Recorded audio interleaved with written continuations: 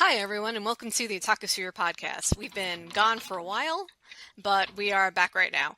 I'm Karen, and with me tonight are LB, Hello. Lifesong, Hi. and Sal. Howdy. Hi, and we've come to you this evening to talk about Darling in the Franxx, one of the most talked about shows of the year. Maybe one of the most talked about shows in several years. Everybody, even people who hated the show, love talking about it. So, a lot of talking about it. So, we wanted our comeback podcast to be a show that a lot of people had seen and now were interested in hearing about. So here we are. So let's see, where should we start? I guess I'll just start really quick with how I got into the show. I was hearing a lot of criticism of it before I even started watching it that just sounded ridiculous. Where I was like, wait, this can't be true. I know Trigger as a studio, and the criticisms people are making of the show, it just doesn't sound like something Trigger would do. So then I started watching the show, and then from the first episode, I was like, oh, I know what this is about. This show is about having sex and making babies. It's kind of a mecha show too, but it's mostly about having sex and making babies. And I was pretty satisfied with that. Basically, as soon as I came to that conclusion, like everything that happened on the show made sense to me. But apparently a lot of other people, possibly even most people, viewed it very differently from that.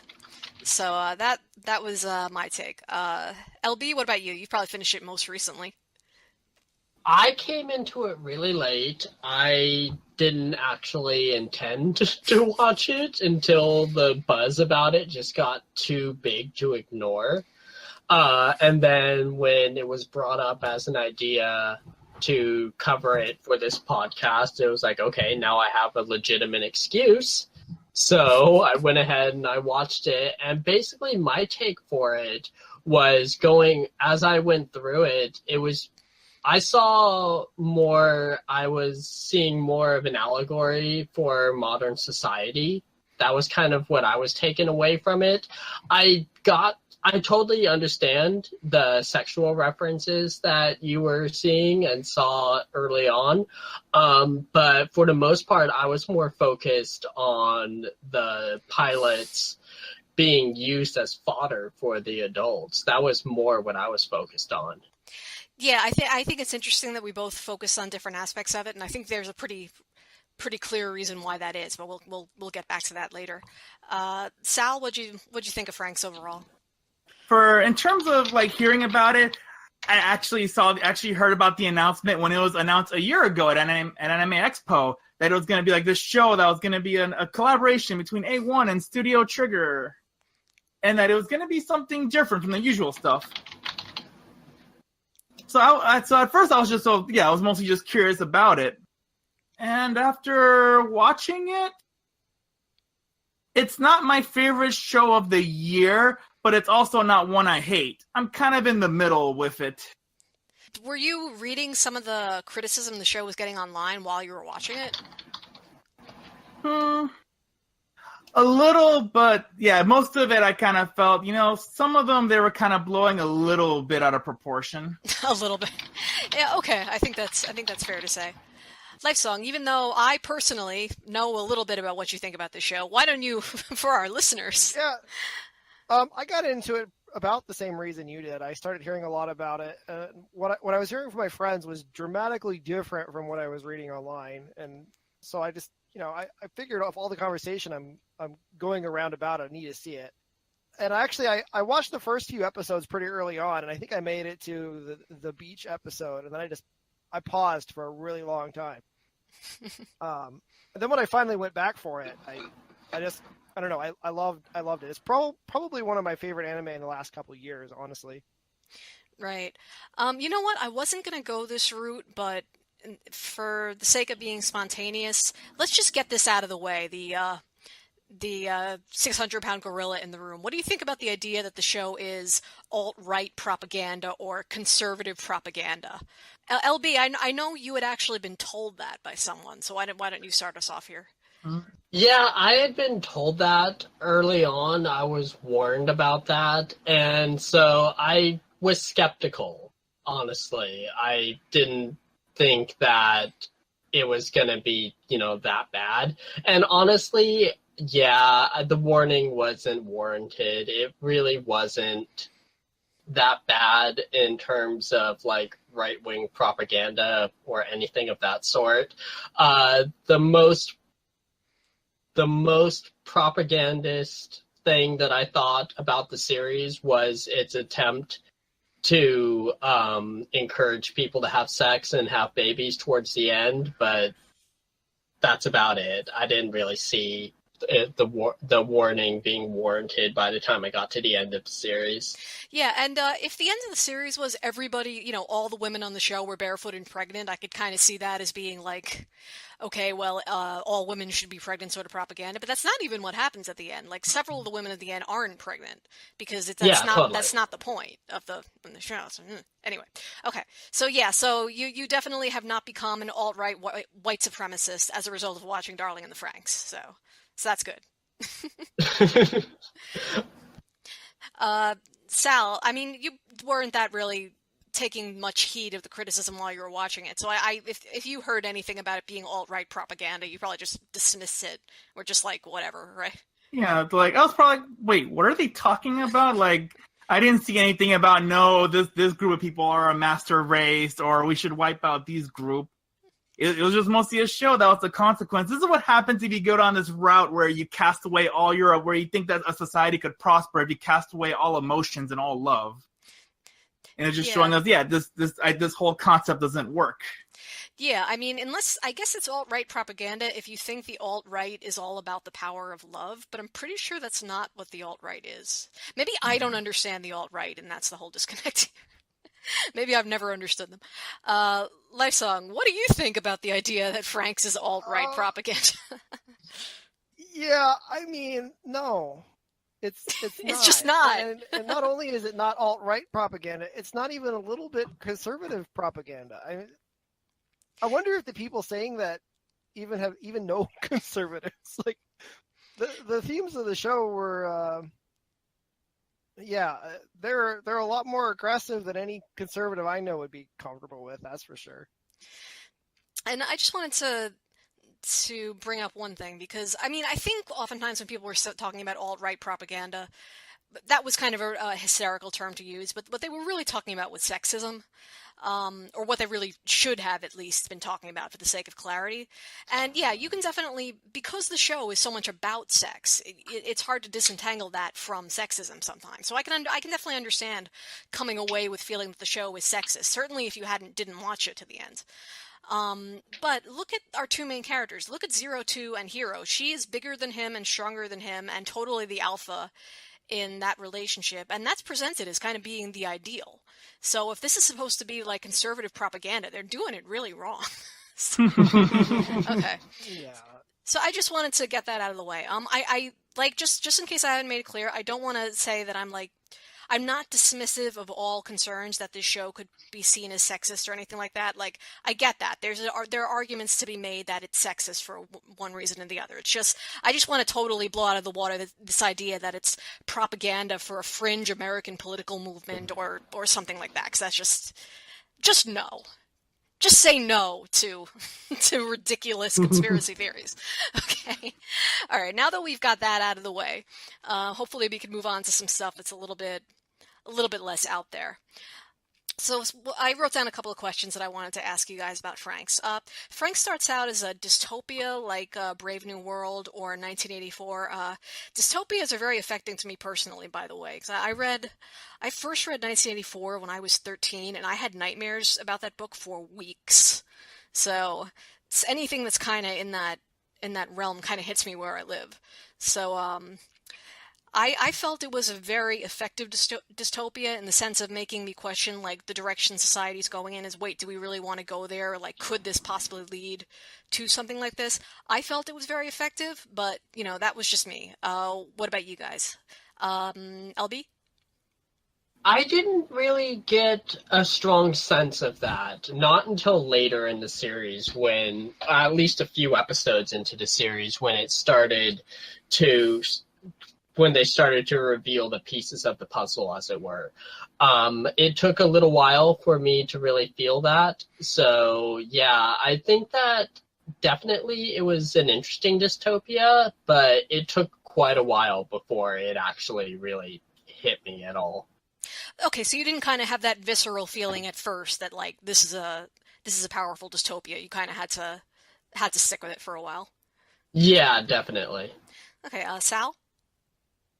Yeah, in terms of dystopia, like I guess I thought it was okay in terms of dystopia theme, and in terms of like the whole part about the magma energy and how it affected the adults, I can kind of see it going in that way. Like if all of a sudden we're blessed with some sort of magical energy that innovated society in some way. Well, I happen to be. Considering how how some of the higher ups in society have that mentality of how we should just abandon things that feel obsolete when we find something better. Yeah, I happen to be reading a book about genetic engineering right now, which I did not plan to read this like right after seeing Franxx or anything. It just sort of happened, but it's like now that I'm reading it, it even like the stuff that they're pointing out in Franxx actually seems even more like on point to me than it did when I was first watching it. I don't think it would be magma energy in our case. I think putting magma in our veins would be a mistake. I don't think that would work out, but you know what? You never know. Science is wacky sometimes. Life Song? I didn't really think, like, I thought the dystopia had good emotional weight to it, but I like, as far as whether or not I thought the society was interesting, and in a sense I did. I thought that it played well with making a parallel between, you know, the younger characters, the cast, the main protagonists, and the adults who've kind of turned in what really makes, as the show kind of pointed it out, as makes them human, as their life is just really simplistic. It's pleasant, but all the ups and downs of it have kind of been smoothed out. There's no real excitement left to even really being alive. Yeah. I kind of felt that was the parallel they were going for. And as for the dystopia itself, I think it set that up well, but beyond that, I didn't really think the dystopia was that interesting. Okay, fair enough. What you were talking about the way life had been smoothed out and it kind of didn't really have ups and downs. I said this when I was writing posts about the show, but this is kind of jumping ahead a little bit, but what Verm's whole big thing, Verm, the aliens, their whole thing is like a gentle and perpetual pleasure. Like, you know, you just kind of feel sort of good all the time. Not really good, but sort of good. And that's kind of the opposite of the human experience of always kind of chasing these euphoric moments that are brief. I mean, an orgasm, obviously, but not just that. I mean, there's often like these really joyful moments, like that time you have the ice cream that's like the best ice cream you've had in your entire life. It's a short moment, a brief moment of bliss, and that's like the opposite of Verm, and to a certain extent the opposite of the lifestyle that the adults in Franxx had. So yeah, I thought that parallel was good. I thought that parallel was interesting, but I kind of saw the dystopia that set it up as more of a mechanical thing than something really all that interesting on its own. Well, before we move on from the dystopia aspect, let me put something specific to you guys, because there's one point in, I believe it's episode 10, the one where Zorome kind of ends up in adult society, and we get to see what the adults are actually living like, and you find out that the way people enjoy themselves in this time is they basically just hook their brains up to a machine that makes their brains shoot dopamine, and like they're not even playing video games anymore. It's just like direct push, you know, plug in headphones, brain gets pleasure. And I found that really kind of disquieting, especially considering how VR technology has been ramping up in recent years. And I wonder if, you know, how long is it going to be until we get to the point where it's just like, you know, put on headset, experience pleasure. And, you know, if that's even necessarily that wrong, because, you know, for a lot of people, considering how harsh life can be, having an option for, you know, put this on and you will feel good and no one gets hurt, that's actually not so bad, isn't it? So that's interesting. I didn't think of it from that angle. Just honestly, I think that, I mean, putting a VR headset on, I think there's a lot more that needs to be said before you jump from wearing a VR headset into, well, now you're in perpetual, I don't even know what the right word perpetual is. Perpetual blissland. Yeah. I mean, you know, like if we're talking about an MMO or something now, there's now more I'm getting downs some to it Demolition than Man ups, vibes. So, you know. Sorry for the interjection there. I need to actually see all of Demolition Man. I've seen I don't even know what that is. I've seen bits and pieces of it, but I've never seen the whole movie. I know it is very, very well thought of. LB, did you have anything you wanted to comment on there?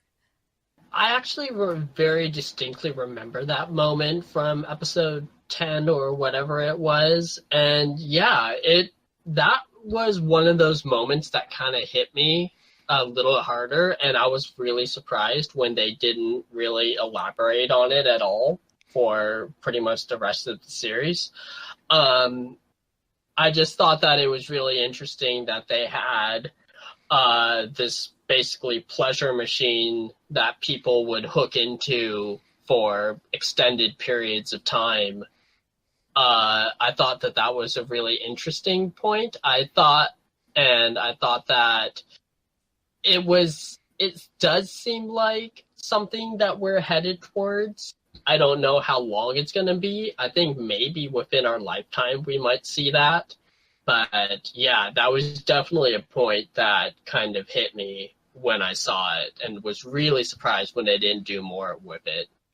Yeah, and I mean, in a sense, I guess because, Verm comes and kind of sucks up all the humans, that kind of destroys the dystopia element, because then for the remaining humans it becomes, okay, well, learn how to farm or die. That dystopia, no longer exists, so there's a limit to how much they could explore it, I guess, and... I mean, I think it was worth pointing out that, well, at least I felt this way, and Zero Two pointed it out. I don't know, maybe not everyone took her perspective on it when they went in, but the adults they might as well have been dead at that point. There really wasn't anything human really left about them at all.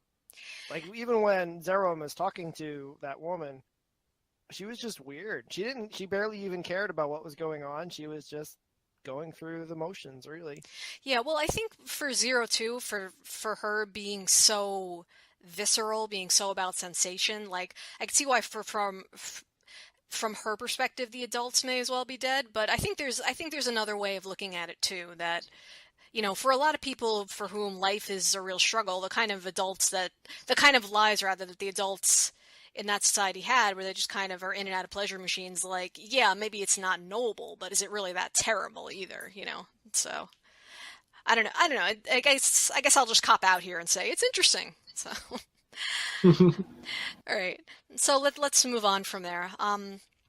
Obviously, the piloting in Franxx is a sexual metaphor. That's clear from pretty much moment one. Kind of the blatantness of the sexuality was kind of like a double-edged sword here, because I know that definitely turned some people off, in a very literal sense, probably. But for me, I guess I kind of liked the fact that the show was so incredibly upfront about the sexual metaphor, because so many shows have sexual metaphors, but they try to be kind of coy about it. And I thought Darling in the Franxx was like, yeah, we're not trying to be coy at all. We're just showing you exactly what we're doing here. So, LB, what did you think about that? It actually took me a few episodes again to get past that. I didn't really care for it in the beginning. I thought that it was too obvious and on the nose, and it really felt like they were really forcing it into the audience's faces, which was probably the point. But yeah, for those first few episodes, it took me a little while to really adjust to the fact that, okay, you know what, this is what they're doing and this is how things are done in this series. So yeah, it definitely took me a little while to get used to it. Okay, fair enough. Sal, was that something that bugged you? Honestly, when I saw it, I was like, whatever, okay, so this is what you're going with, okay. I didn't mind it. I mean, considering this sort of concept of men and women having a pilot mech together has also been done in previous shows, like I was like, cool that they're bringing back this sort of theme into a modern show. My only slight little issue was how they really didn't do much to try to make this sort of piloting system work, kind of convince the viewer that, okay, this is why we need to have them pilot the mech this way early on. Like, we have to wait a couple episodes to actually find out, okay, why this system. And I guess my other slight little thing, too, was like, it was maybe a little too ridiculous for a show that was trying to be serious. Might have worked better if if there were some humors in Franxx that made it more akin to like maybe a Gona Guy show that's just if you have something like that, the show's going to be perverted and corny, even when things get dark and people are dying left and right. Yeah, I could see you could make it when they're kind of like piloting doggy style. I could see how that could make it difficult to take certain aspects of it seriously. Lifesong, what did you think about Franxx and sex? I was pretty okay with it, honestly. So it didn't make you uncomfortable even at the beginning.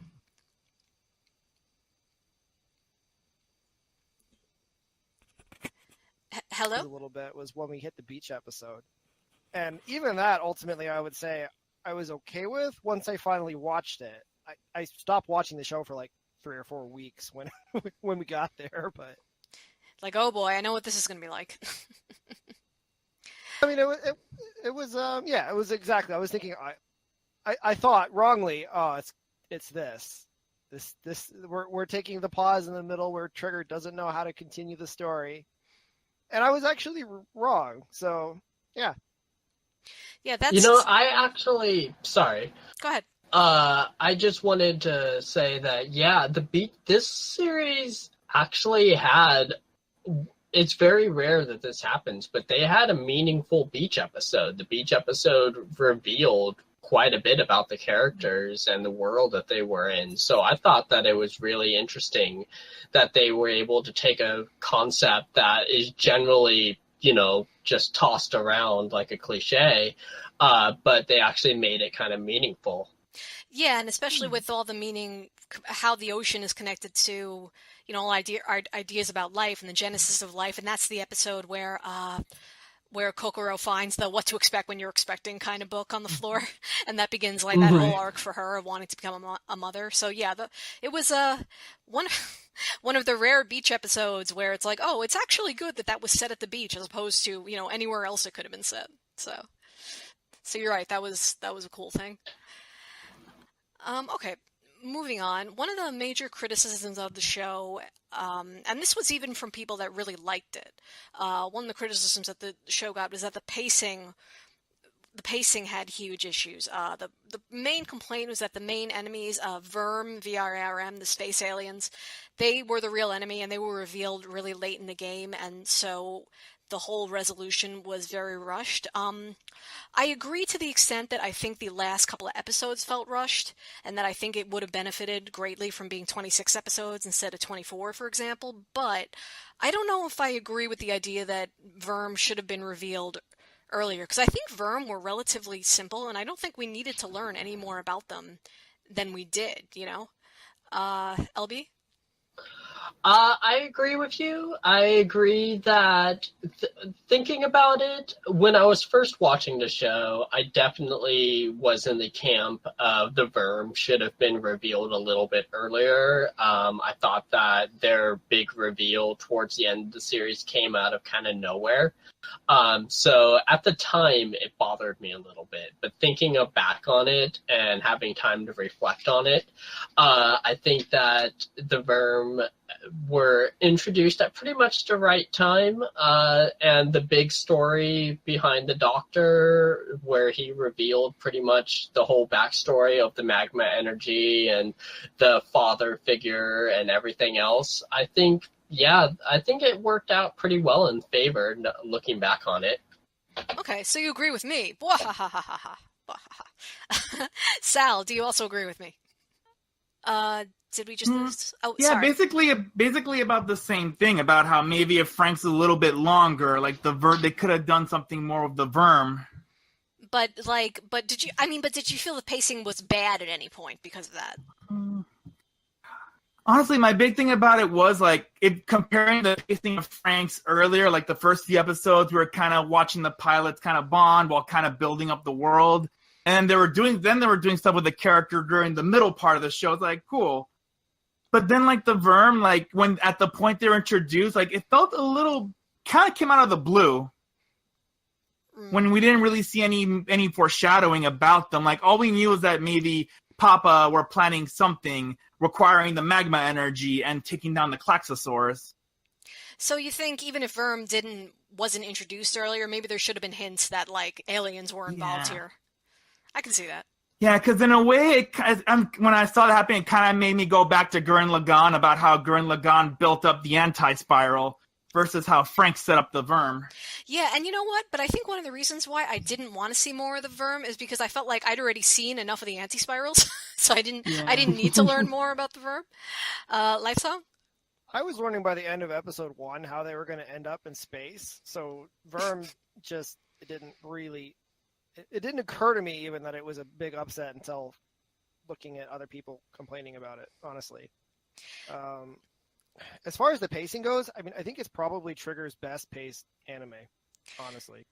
The episode before the last episode, I felt like that one, it kind of forced a lot of loose ends with characters that weren't very important. It kind of closed them out like the nines. Yeah. I thought that was kind of weak. Yeah, I thought And that then was you like have the some weakest. visual dissonance. Yeah, and then you have kind of some visual dissonance with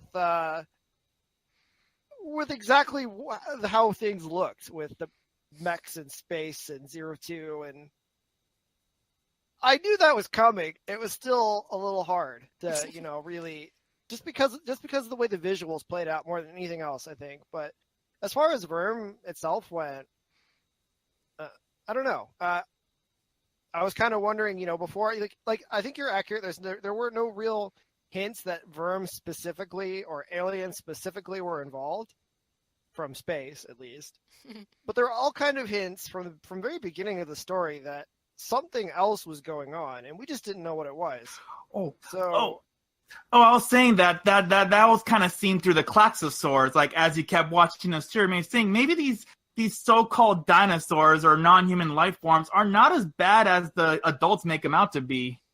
Yeah, I mean, I think there were a lot of hints and a lot of foreshadowing, and I think what Franxx did toward the end is like, when you've got a really good story, there's this sort of sense where it's not rushing. It's just when you get toward the end, like the final third of a story, where all the things come together and really have an awesome climax for the end of a story.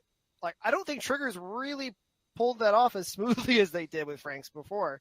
I hear pacing issues, and I wonder if people are, rather than it being a pacing issue, people are confused about what they don't like about it. Yeah, I don't know if I completely understand pacing issues as a criticism, because I don't know if this is what people mean, but sometimes I get the impression people feel like there's one right way to pace a story, and once you deviate from it, you get like 10 demerits or something, and it hurts your story. Whereas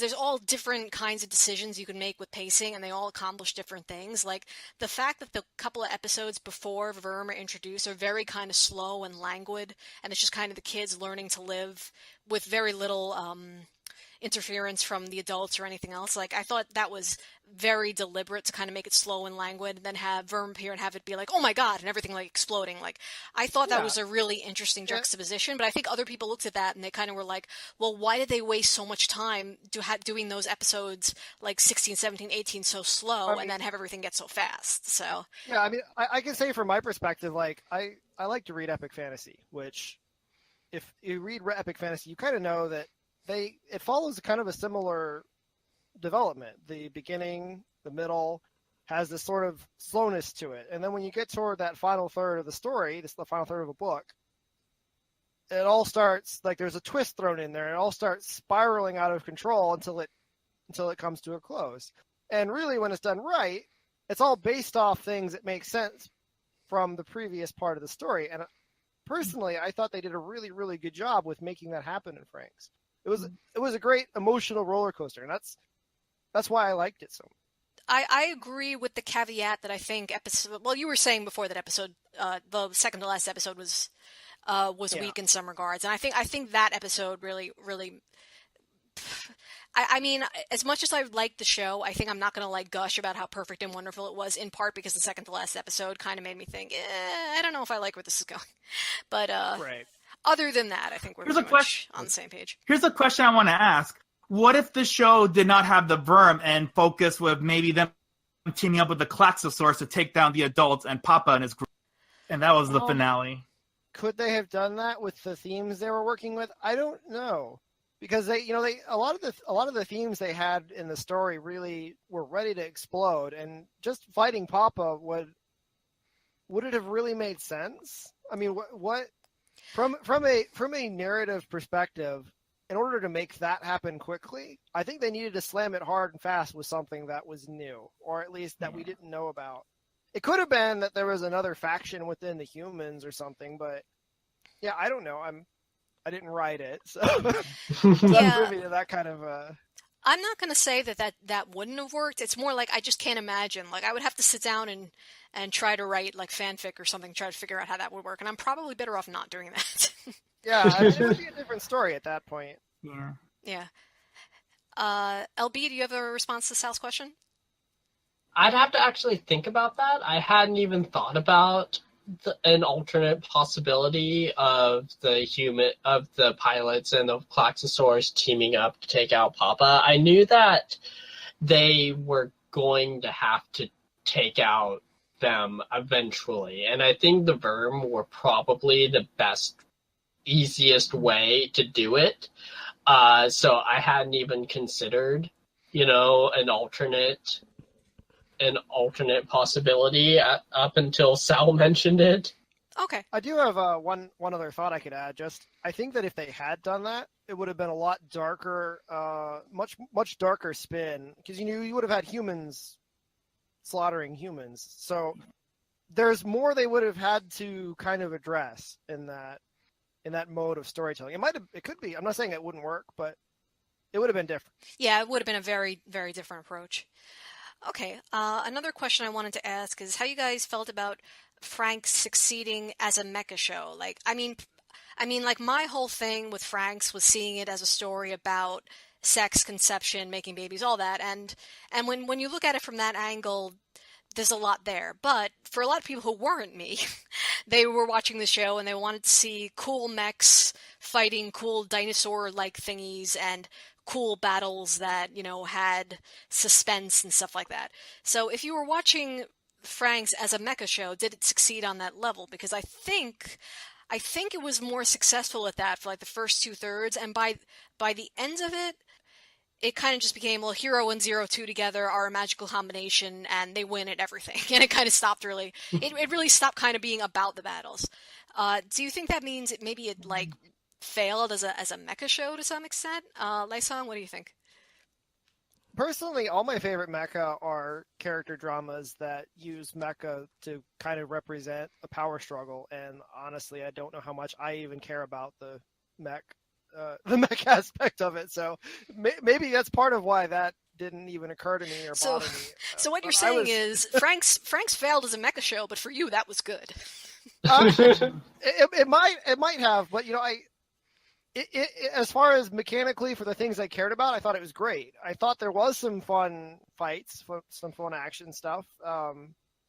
That's really all I'd have to say to that. So did Franxx succeed as a mecha show? I would say it probably succeeded more as a gateway mecha show. Oh, so that's like, interesting. See, as a person who's watched like a ton of mecha, both in realistic robots and super robots, I kind of felt that a majority of like the stuff Franxx did, like maybe was done better in other shows I've seen. So, like for example, like the character relation, I kind of felt was maybe done better like in the Fafner shows, which also kind of started off as like a good versus evil type of show, but then it evolved into its own type of thing. I want to add on Fafner, like. That's an interesting comparison, and Fafner also always reminded me of Epic Fantasy, and so that's interesting that you would bring that up. Yeah, I mean, going back to that, even the Fafner series does kind of follow that Epic Fantasy after like one ends of a cliffhanger, like they all build up, adding more. It has a similar Epic Fantasy structure. I've never really thought that other mecha do that though. Are there others that are kind of like that? Yeah, I'm trying to remember. This is the thing. Like, there's a lot, so I'm trying to remember and go back. I know one other one it reminded me of was Eureka 7 or Eureka 7, however you want to call that. Yes. There were a lot of similar themes. I actually thought there were more similar themes between Eureka 7 and Franxx than there were Franxx and Evangelion. Yes, because like Eureka 7 also started off kind of slow, introducing us to Renton and Eureka and the Gecko crew. And then they started doing stuff with the world. And then at the end, we got this big twist about the truth of the world, all leading to this satisfying closure. Hey, I haven't seen that show yet. You should. If you like Franxx, it's a pretty high chance you'll like Probably. You'll like Eureka 7 too. And it's on Crunchyroll. Yeah, well, freaking everything's on Crunchyroll now. They just had like 20 shows in the past week or two. Okay, LB, what did you think about Franxx as a mecha show? First off, can you clarify a little bit on how people thought that this show failed as a mecha show? Because I'm kind of a little fuzzy I'd like to hear about that too. Actually, I don't know what that means. Okay, basically towards the end, I mean, the final battles are basically overcome by the strength of everyone's love. I mean, it's done a little bit more. It's not quite that simplistic, but you know, if the last couple of battles there aren't these really amazing animation sequences with incredible acrobatics or things like that. Like earlier in the series there are, but later in the show it's kind of like it's almost like a Sailor Moon fight at some point where it becomes like, okay, well here's our super love beam, and then the enemy gets evaporated and or disintegrated. It never was tactical. You're right. Yeah, and whereas that only applies to the children's shows. Oh well, in any event, I think because the ending fights, the focus wasn't really on the fight. It was about the kids developing the new world at home, and the fight kind of became kind of a means to an end. And and there wasn't great like Sakuga or whatever, like that's what people meant by it failing as a mecha show, that the fights at the end just weren't interesting. Or I mean, it's possible I'm completely misunderstanding what people criticized about it too, but that was the impression I got. Okay. In that regard, I actually didn't mind it. This is coming from someone who generally does not like mecha shows. I have very few shows that involve mecha in my top list. I very rarely get through them. Franxx managed to keep my interest all the way through, despite this. So I think that I think it succeeded just fine.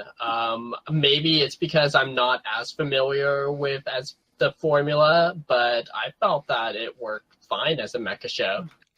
So it's interesting to think of it that way, and I'd like to say I never really even early on when the fights were a little more involved, I always kind of felt like they were a means to an end, even way back then. Like they were developing the characters and pushing the character drama, and I guess it never really even occurred to me. Yeah, they're not tactical, but of course they're not. That's not what the story's doing. Yeah, I mean, I've said many times now that I kind of focused in on the sex aspect of it, like just beeline for that, like from the first episode. So I thought the fights were a means to an end too, but whether I particularly cared about them or not, the show was kind of functioning on that level that people were watching it and posting screenshots and like, wow, that was a cool fight and stuff like that. And then towards the second half of the show, it maybe stopped functioning on that level. So I think I don't really know what I did there except say I agree with you again, pretty much. But okay. All right, now one of the things about the show that was frequently criticized, and I'm sorry I keep mentioning criticisms of the show instead of just like focusing on our opinions, but this show was so talked about and is still so talked about. It was really hard to ignore. So I apologize for focusing so much on what other people have said about this show, but it was criticized a lot for having connections to Evangelion and later Gurren Lagann, and thematically it's kind of debatable how much it's connected to either of those two, but there were definitely like individual scenes, individual parts that were meant to evoke those shows. So I was curious what you guys thought of that. Like, what do you think Trigger was doing there? Was it just, well, we know this works, so we're gonna do it again, or was there something else to it? Sal, what'd you think? I guess first let's throw this out in the room. Like even before Trigger was formed, Gainax has always been when Gainax started off, they were a studio for fan by fans, and in every work, like literally almost all their works, was a reference to some sort of established thing in the past. Like for example, Gunbuster was a mix of, the movie Top Gun and the tennis manga and anime called Aim for the Ace, with some elements of Ender's Game implemented into it. Right now, now this is where I show my ignorance, because even though I know that Trigger is made up of people who worked for Gainax at one point, I'm hesitant to draw too close a connection between Trigger and Gainax, because at this point, I don't know how many of the same people are still working at Trigger. So, I think it's more accurate to ask how many of them are still working at Gainax. Yeah, maybe. Okay. So, but anyways, continuing on. Oh, sorry. Well, I was just well, that's a good point to bring up, though, that this is something that not this studio, that's the wrong thing to say, but this group of staffers rather have always done to an extent. So. Oh yeah, but continuing on, even the new animators who mostly make up the Trigger, the founders of Trigger, like when they did Gurren Lagann, like Gurren Lagann was pretty much an homage to every era of mecha anime, the 70s, the 80s, the 90s, and the modern era. So you always see them kind of invoke their passion for something in any of their works. Yeah, that's true, and I'm glad you kind of put it in sort of the historical perspective, because I kind of wasn't thinking about, Gainax used to do that back in the day, and so it's good to keep that in mind. And I guess I'll bring up another recent example of Kill la Kill. Like one of their inspirations for Kill la Kill was the manga and live action show called Sukeban Deka, or Delinquent Detective, which was a schoolgirl delinquent who went around solving crimes, beating up people with a yo-yo that's also attached to her glove. That was referenced in Ryuko's outfit, her the transformation device. Right. So this is just what these creatives do. They evoke the older works in tribute or for other reasons, but it's something that they do. LB? Like I said, my experience with Mecha series is pretty limited. I've seen, a lot of the major titles, but until I read your articles, I didn't really put two and two together while I was watching. I didn't really have the nostalgic trip of seeing a scene and have it remind me of Evangelion, because it's been so long since I've watched that show. So, if they were doing it, then I think that it was more of an homage than anything else. But I don't think that they were, trying to copy previous successes from the genre. I just thought, like I said, it was more an homage than anything else. Yeah, I think so too. Lysong? Yeah, I think there are definitely a lot of similarities, but rather than seeing any of them as a bad thing, it just seemed like a easy way to kind of let the audience know, like, here's where we're going. Because it was different. The characters, the casts, it's one thing to say there's some parallels. It's another to be like, well, let's look at Asuka and Rei, or Asuka and Zero Two. It's like they're not the same character. They're not even really similar characters. They have a similar outfit, but they're not all that similar as far as characters go. So it's I don't know. It was a very different character drama. It wasn't like, I thought it was a good thing. I thought it was helpful. I mean, if anything, it helped me keep up with the story. So yeah, I was okay with it. Yeah, and talking about Evangelion specifically, it's like, I think that was the show where, that's a show where inevitably everybody's always like, it's a ripoff of Evangelion, like almost regardless of what they're talking about. Like, there's probably someone who thinks Hidamari's sketch is a ripoff of Evangelion. Wow, I thought it was interesting. Like, I think there was actually some really good parallels made for Evangelion fans that really early in the show, like, that kind of gave you an idea of Franxx moving in a very different, opposite, more optimistic direction. Where in Evangelion, you've got these incredibly depressed characters, really socially inept, and then you've got here, characters that don't even have families, essentially doing way better than they did. Yeah, and also, well, if you look at kind of I hate coming back to terms like central metaphors all the time, but with Evangelion, it was all about the hedgehog's dilemma, how the closer we become, the more we injure each other, and that's the tragedy of humanity, that we need to be close, but it hurts us, and so on and so forth. And And in Franxx, it's about the two birds who need to be together to fly. And there's no, oh well, when the two birds get together, they poke each other in the eye and that hurts. Like, no, the two birds need to be together, and then they're very happy, and that's it.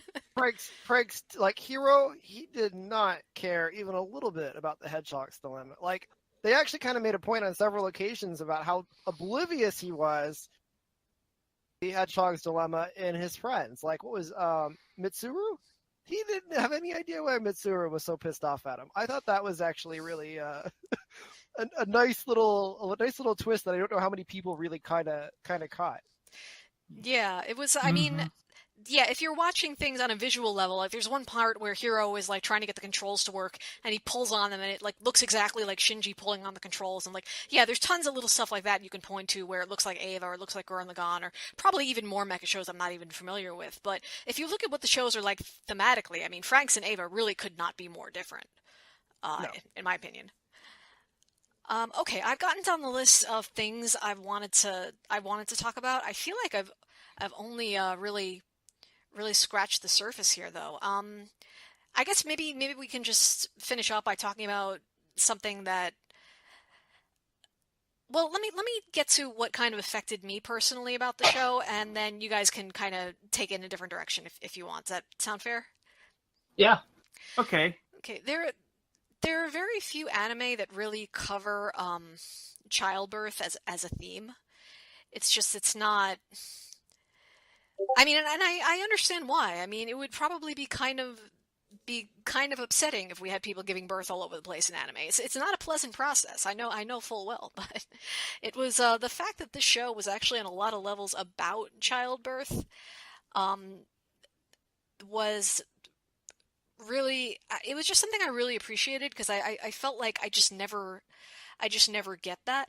But then with the way the show was perceived, I kind of felt like the way it was perceived was, well, because it's about childbirth, therefore it must be saying that all women should bear children, therefore it's conservative, therefore let's interpret everything in the worst light possible. And then that was really frustrating, because I was like, wait, can a show be about heterosexuality, be about childbirth, be about all these things, yet not necessarily be evil or negative? Like, can it just be about these things because they're a big part of life, a big part of my life in particular?